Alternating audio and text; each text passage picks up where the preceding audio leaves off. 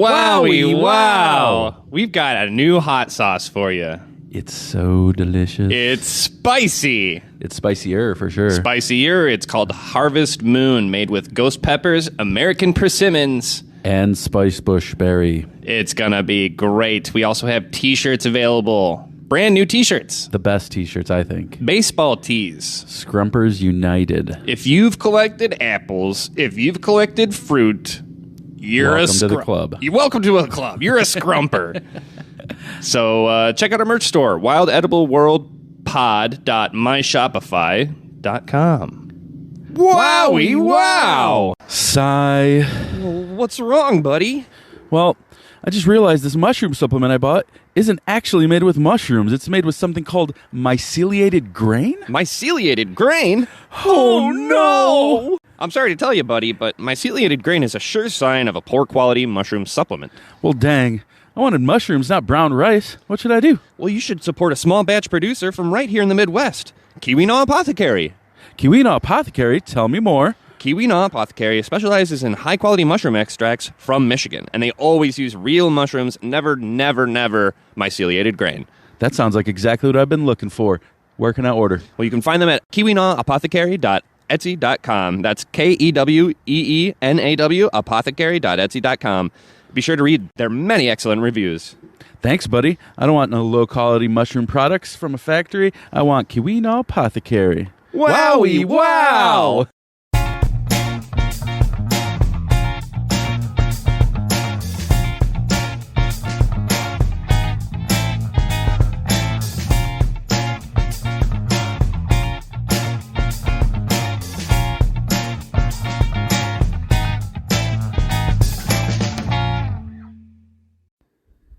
Welcome to another episode of the Wild Edible World podcast, where you'll find us spreading like mycelium, and you're going to find out why in this episode.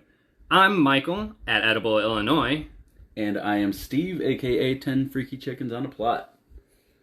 This episode is for future foragers, those who are interested in getting in the game, but are unsure where to start. Like a lot of other things, it's really grounded in community. A lot of people can be self-taught. But the harvesting community in general, so when we talk about harvesting community, that's the gardening community, that's the foraging community, just everybody that helps bring their own food into their own hands. It's just a really welcoming and supportive community. So we just wanted to talk a little bit about how other people who aren't as steeped in those communities can get access to them. Personally, I spent a lot of time in different clubs or going to different festivals. So we'll list a few of those in a minute. Just to give a quick list of like the different types of organizations that you can be a part of. There's all sorts of mycology clubs. There's volunteer opportunities that you can do. All sorts of forest preserves have native plant sales. And there's also all sorts of like events that go on at libraries and other public institutions like that offer all sorts of free education. You can usually get some sort of quarterly schedule from them or something that'll go into the descriptions of the different types of events that they do. And a lot of those times they can be nature focused. But personally, I'll start with what I've spent most of my time as far as community is concerned, and that's honestly, it's in social media. Social media platforms provide a really interesting access point for a lot of people, beginners, experts included. I can't believe the amount of expert professionals that I've been able to just have easy at hand because Absolutely. Of something so silly like Facebook or Instagram.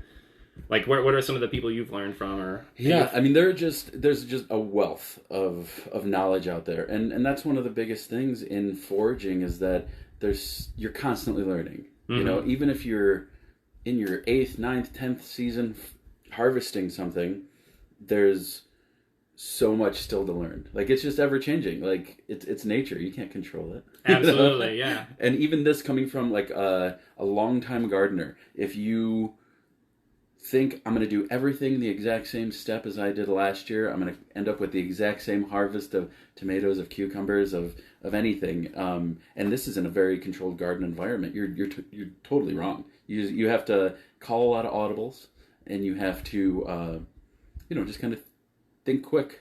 And that's, like I said, in a very controlled gardening atmosphere. So in foraging, where you're not controlling anything, you're just there for the ride. It's just so helpful to have people that have been doing it for years and years to lean back on, because the more than just doing this frequently, we want people to do it safely. Oh, absolutely, yeah. There's a very popular saying that there's old foragers and there's bold foragers, and there aren't any that are both. So yeah, definitely taking caution and learning from the people who are super still alive is the best approach. I totally agree. So if you're out there and you're nervous and you're like, I don't know where to start, the best thing you can do is ask questions. So in a lot of these groups, and there are even groups for beginners, try beginner mycology, beginner gardening, beginner, as long as you include that in your search, you're going to find like an entry level group, and you're going to find people that are there to help you and who have been there and who are, willing to point you in the right direction. And like to hit this once again, doing it safely and taking advantage of all the tools that we have. Yeah, technological tools included. And a lot of those people, they share this perspective where they know that I don't think anybody out there is really a huge know-it-all, and if they are, then they're kind of not really appreciated by the community, because I think we all can appreciate the how different things are every year. Like you said, you can't do the same thing in the garden every year. I can't go pick berries at the same exact time every year. Exactly. Like this year, we're noticing that we're like 2-3 weeks behind where we were last year. Yet we're still hitting record high temperatures, which is this, really interesting thing to have to work with. But yeah, doing it safely is obviously the most important, and you get that with you can accomplish that by consulting people, always triple checking everything, even if that's and that is especially easy whenever you have all these online groups. And I would like to add on that concerning those online groups, you can even find more local ones too. So you say like, oh, if you're in our case, if we're in the Chicago area, you just like look up Chicago mushroom ID or something like that, and you're probably going to come up with a club or an ID group that is centralized in the Chicago area. I know I'm part of like 3 or 4 mushroom hunting groups just in the Chicago area. They're called just like Northern Illinois mushroom hunting, Central Illinois mushroom hunting, Chicago mushroom hunting, and they all kind of use the same key terms, just different locations. So use that to kind of propel yourself deeper into these cultures, because once you start finding all these keywords, you can kind of use them to find everything else. So moving on from like Facebook groups, I mean that's a pretty accessible one, pretty easy to navigate those. There's using the words wild harvest or foraging 101. That'll give you some good good groups. But beyond that, you can use, a lot of my business is done on Instagram, pretty much just kind of surfing hashtags, finding keywords through that, and then finding other foragers individually through that. And again, a lot of these people are just so dang nice. Absolutely. And they're willing to have a conversation and willing to answer your questions as long as you're approaching them in a equally respectful manner. Yeah, and I think it's almost a little bit shocking how many people do this, and you don't know about it. So a mutual friend of ours, Ricky from Foreign Exchange. Oh yeah. Ricky, I follow him on Instagram, and his story, he was out foraging for this or that with a pal, and then the other day, him and I were just talking about it. It's so weird. We wouldn't have known that. It doesn't come up every day in conversation. It's not like you walk around with your harvesting bag on you at all times. Yeah. So it's cool. Lots of people do it, and there are varying levels of experience. So Yeah, I just think that's awesome. Yeah, I think that's a really good point. There's a lot more people that are doing it than you might think, or that are willing to talk about it too. Because a lot of people, there's and part of the aim of this show too is to kind of release it from this stigma that you're going to die if you eat something that grows outside, or that if you don't wash it or something. It's there's a lot of stigma that goes around with eating plants that you find in the wild. Yeah, because it's not, a giant lettuce leaf, or it's not a big, beautiful red tomato. That it's somehow strange, or it's just not the normal, and that's okay. Yeah, we've been kind of disenchanted, or kind of what's the word I'm thinking of? Like, we've been tricked into thinking that a blackberry is supposed to be the size of your thumb. Exactly. Most of them, the most flavorful ones that you're going to find out in the wild, they're so much tinier. But I would argue that not only are they more flavorful, but they're more nutrient dense. They're better for you. They've got a lot more of that je ne sais quoi. But I digress. Yeah, we could get going on that one for a while. Yeah, of course. So moving on to some other community programs that you can get yourself involved in. So as far as mushrooms are concerned, there's mycology clubs. I know there's the National Association, or North America Mycological Association, NAMA, and they do a lot of work. I think they just had their countrywide meeting just like up in Wisconsin, or just like right nearby the Chicago area. So they're actually kind of somewhat active in Illinois. I've gone on mycological forays in Cook County, which is the Chicago County, with the one of the head people of the North American Mycological Association. I can't recall his name, but I mean, you just have just going to an event like that. Not only are you meeting other people that are interested in learning about mushrooms, and so you can kind of make friends that way, but you're also directly in contact with people who are doing the science, who you can just show them this mushroom and say, what is this? And they go, oh, blah, blah, blah. This is the scientific name for it. So there's the North American Mycological Association, and there's also the Illinois Mycological Association, which is where I do most of my mushroom adventuring with. Like, if I ever do a public event, I'll go on a foray with the Illinois Mycological Association. I do want to say that they do have a membership fee. So I think like Illinois Mycological Association is like $20 a year, which might be a lot for some people, but dude, it is so worth it. The amount of they have like at least like bi-weekly, maybe monthly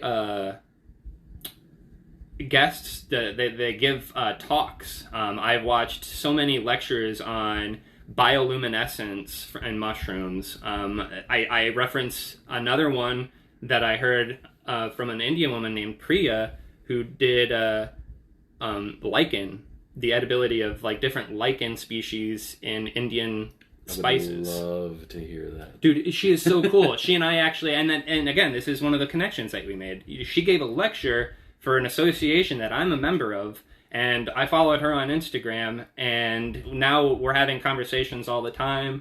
She was asking me to come on her last talk to talk about working with lichen. Unfortunately, I was busy, so I didn't have the opportunity to join her in that. But there's just so many cool connections you can make through these clubs, guys. There's a lot, and you and I were just talking before we sat down to record this about like plant swaps and seed swaps. And right now in our area, what is it, the 14th of May? May 14th, 2022. Man, it's already halfway through May. But we were just talking, right now in our area, there's a lot of native plant sales. Mm-hmm. And I mean, for people that are out there foraging and have volunteered to get rid of invasive species and things of that nature, it's so cool to be able to bring a piece of that home and maybe help out the pollinators. Absolutely, yeah. What a trophy of your success to be able to bring home a native plant from a forest preserve that you've, or at least nursed by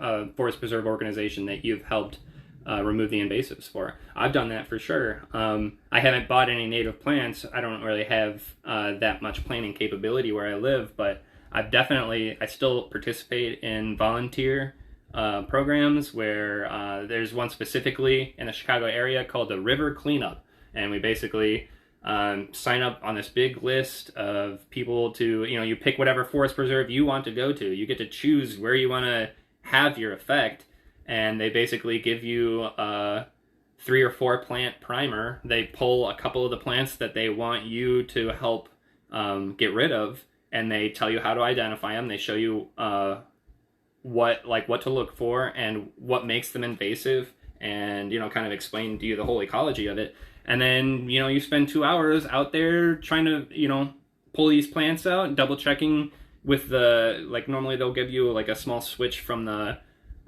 branch, and you carry that around. You can find it and you pull the plants out, and just the amount of direct good you're doing there, it makes you feel awesome. But also, again, it's putting you into connection with all these people who have the exact same priorities as you, who really prioritize connection with nature, the proliferation of native plants, and just the consciousness, the conscientiousness that goes into just caring about that stuff at all. It's going to bring you into contact with some really, really great people. So beyond that, so native plant sales can happen through the forest preserves, and that's a really cool place to be able to get plants that for a fact are grown for your habitables, your habitat. It's going to be in your hardiness zone, right? Sure. That's a gardening thing. Yeah. 5B. Yeah, 5B. Woo! So you can get plants from there, but you can also some libraries, not all libraries, but it is growing in. This is a growing kind of section, is libraries having their own native plant seed libraries. So a lot of these native plants, they give off just tons of seeds, and there is, again, a growing community of people who collect these seeds and are happy to distribute them. A lot of, myself included, it's almost like it's your moral obligation to help other people get access to these plants. So as with a library, it is free. You get to go to these libraries. You can find a seed catalog, or, quote unquote catalog, their list of seeds that they have in stock, and you can walk away with some seeds that you can plant and grow your own beautiful native plants from the ground up. And I think that's the coolest thing, coming from a longtime gardener, a seed guy. I would consider myself a seed guy. I have a little bit of a problem. My wife would agree with purchasing. But this is new to me. I didn't know. I mean, obviously, I know there are seed vaults in Sure. this country and that country, but I didn't know that local libraries were handing out native seeds. So, I mean, for somebody who's a seed guy, this is a learning. Yeah, well, it's learning on our own podcast. There you go. What the heck? That's what this is all about. It's an opportunity for you to contribute your own seeds as well, but also to take advantage of the free seeds that they have there. And again, it's not every library, so always check your local library. They may or may not have it, but it is something that is increasing in popularity.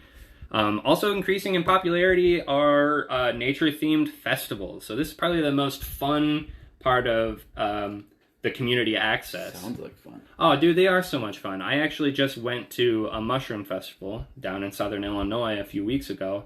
Just the amount of different educators. I mean, I live currently in the northern part of Illinois, and there is kind of this, Illinois has 3 sections, basically. Yeah. You got the top part, the Chicago area, you got the middle part, which is basically all just farmland. Springfieldy. Just blank farm wastes as far as you can see. And then you get a little bit further than that, and the southern section is actually a national forest. So a large part of the southern tip of Illinois is just really beautiful and completely underrated. So I spent my weekend down there at a mushroom festival, and that was really fun. There's all sorts of events that you can go to that I'm sure are in your local area if you look for a mushroom festival. Or another one of my favorites is called the Midwest Wild Harvest Festival. And that's actually an event, another weekend-long event that is put on by the foraging deity himself, Sam Thayer. mostly organized by his wife, but it has just some of the heaviest hitters in the foraging community, like Alan Burgo, the foraging chef, or forager chef, excuse me, and Tim Clemens, who's Minnesota forager, is a common educator there, as well as my friend and another friend of mine, Orion Diane. He's known as Colorado, Forage Colorado, and he does a lot of the mushroom forays during that weekend festival. And so this is just bringing you in direct contact with some of the most influential minds in foraging right now. Granted, this is an event that is not in Illinois. It is in Wisconsin, which is why it's called the Midwest Wild Harvest Festival.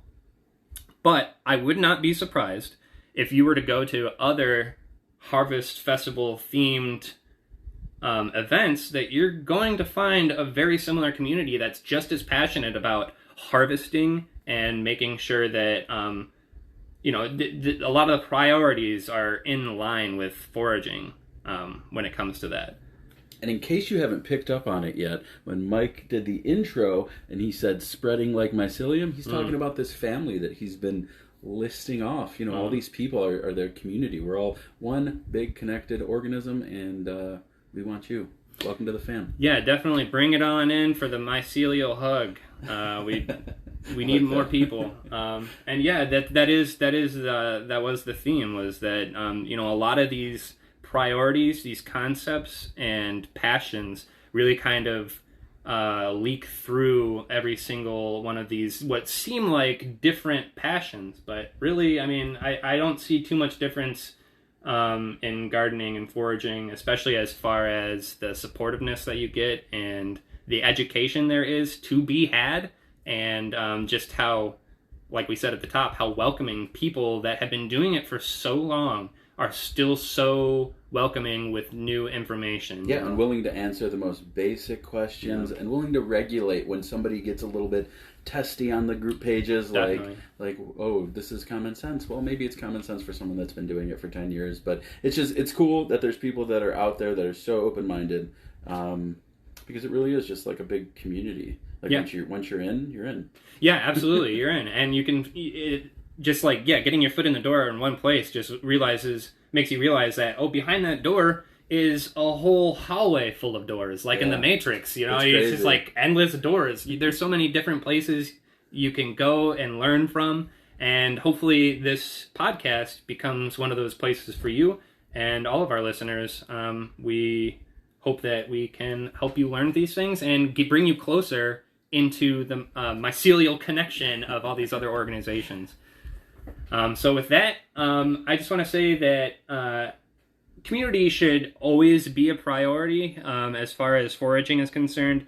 We had talked about this a little bit before we started recording, that foraging is not a one-person solo act. One person, like the show alone, that's supposed to be a test of a single person's limits. Nobody's supposed to win. I love that show so much. I love the show so much too. And I think it's incredible how much some of these people are capable of doing. But I think we have to realize that those people are technically anomalies. Yeah. Having one person take down an entire buffalo. Oh my gosh, and that was such an intense episode. Oh my god! And then, but he could have stayed out there for a year. Yeah. He could have stayed out there for even longer. And while that is incredibly impressive and something to be admired, it's just not normal. Yeah. Not everybody has Rock House. No, not everybody has Rock House, exactly, or a buffalo face to chew on. But I just listened to an interview with a woman named Monica Wild, and she is very aptly named. Perfect name. Yeah, but she just got off a year of eating exclusively wild food, only foraged food, no grocery store, nothing. And she was a vegetarian before that, but she realized pretty quickly that she wasn't going to be able to keep up her nutrition without getting some sort of wild protein in there. But not only that, she, without asking, but at the end of this whole journey, she is openly saying that she would not have been able to make this whole year happen without the support of other foragers in the European area. As I don't know if I mentioned this earlier. She's Scottish. She's in Scotland. But they, over in Europe, there's of course this way more deeper history with foraging as far as like just the normal culture is concerned. Mm-hmm. So they already have like kind of a dense community established. They have the Association of Foragers, which is like this licensing thing that you can get brought into if you are a professional forager. But I digress. She was getting lots of supplies from people, sending her grains or just extra flowers that they had collected, or whatever else. They would just send it to her because they knew she was doing this thing, and she not only succeeded, but she thrived. She did a year. She did a whole year. Wow. I've thought maybe like in the full swing of gardening season, only like doing a month or something of only things I grow or like barter with the things I from other people. So I have a friend with a farm in Homer Glen who has chickens and ducks and all these cool things, and has like animals, pigs. And I could barter with him or other people in the community. There are lots of people, but a year, wow, that's impressive. No, it's so impressive, and she changed so much.